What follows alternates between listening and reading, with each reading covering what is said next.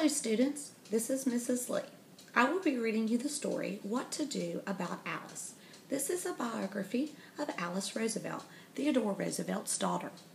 While you're reading it, I want you to be thinking about the actions of the main character and the words the main character uses or dialogue between the main character and other characters to help you draw conclusions about character traits that best describe Alice.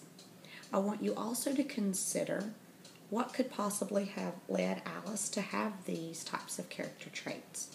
I also want you to be thinking about the other young lady we've read about, Eleanor, and how the two compare and contrast. Remember that Eleanor is Alice's first cousin, so you would think that they would get along swimmingly and that they would be very similar. What to do about Alice? What to do about Alice? How Alice Roosevelt broke the rules, charmed the world, and drove her father Teddy crazy. Theodore Roosevelt had a small problem.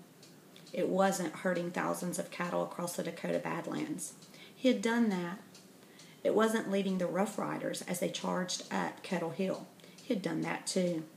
He had bagged a grizzly bear, captured outlaws, governed the state of New York, and served as Vice President of the United States, and still had a problem. Her name was Alice.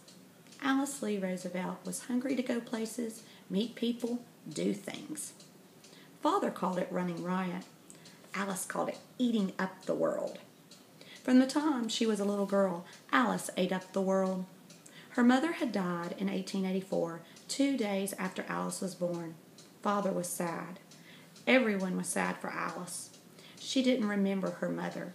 She didn't want to grow up hearing them say, "the poor little thing." She wanted to see how high the spring sprang on her grandparents' favorite sofa. Father remarried and had more children, but every morning Alice still cried, "Now pig," until Father gave her a piggyback ride downstairs to breakfast. The family moved between New York and Washington, D.C., following Father's jobs. Wherever they went, Alice ate up the world.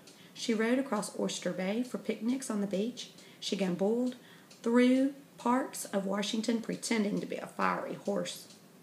She learned to love crusty French rolls and English tea serving piping hot. She read voraciously and drank in Father's tales of Davy Crockett, George Armstrong Custer, and Daniel Boone. Instead of going to school, Alice was taught at home, with lots of time for exploring. In New York City, she watched the students of Mrs. Spence's boarding school walk so primly down the sidewalk. That didn't look like much fun to Alice. She wanted to wear pants. As Alice got older, doctors noticed that her legs weren't growing properly. For the next several years, she'd have to wear braces. Sometimes while she walked or ran, the braces would lock up, pitching Alice face first to the ground. She didn't want anyone saying, "the poor little thing," about that either. When Alice's leg braces finally came off, Father encouraged her to ride a bicycle. He hoped it would help her feel less cautious. Alice loved her freedom. She roamed the streets of Washington, from the Capitol steps to the gypsy camps by the racetrack. She joined an all-boys club. The boys arrived in disguise until Father discovered the ruse. He grumbled Alice was unruly and inconsiderate. She was turning into a tomboy. Enough was enough. It was time for Alice to attend Miss Spence's boarding school and learn to be a proper young lady. Alice was appalled. The idea completely shriveled her. Every afternoon, all summer long, she made a point of going to her room to weep. Father couldn't bear to see Alice so unhappy. When school started in the fall, Alice stayed home after all. She came up with her solution for her education. She said, "Father, let me loose in your library." She taught herself astronomy, geology, even Greek grammar. She read Twain, Dickens, Darwin, and the Bible cover to cover. Every morning she told Father what she had learned the day before. She also grew even more curious about politics as Father's career soared higher and higher. The discussions around the breakfast table, the stream of people seeking Father's advice, and the excitement of election night. In 1901, when Alice was 17, Father became President of the United States. Alice tried to be helpful. She watched her younger brothers and sister so her stepmother could get some rest. With her pet snake, Emily Spinach, which Alice had named for its color and resemblance to a very thin ant, she welcomed Father's visitors.